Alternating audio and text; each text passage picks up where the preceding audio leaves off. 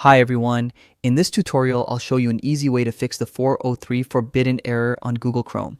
This method focuses on clearing advanced browsing data and resetting your network settings.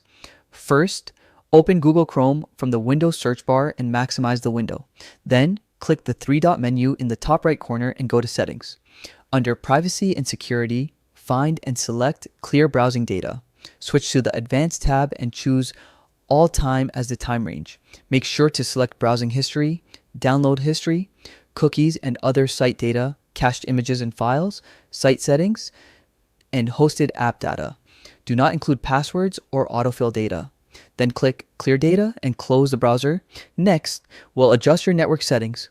Press Windows plus R to open the Run dialog, type ncpa.cp and press Enter to open the Network Connections window.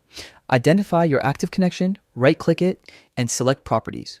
Under Internet Protocol version 4, set the DNS servers to Google's public DNS, 8.8.8.8 and 8.8.4.4. Now, open the command prompt as an administrator.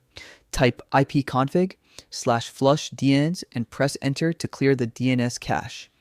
Then type net winsock reset and press Enter to reset the Windows network stack. After seeing confirmation messages, restart your computer. Once your PC restarts, the 403 forbidden error in Chrome should be resolved. This simple cleaning and network reset process usually fixes the issue quickly. Thanks for watching, and I'll see you in the next tutorial.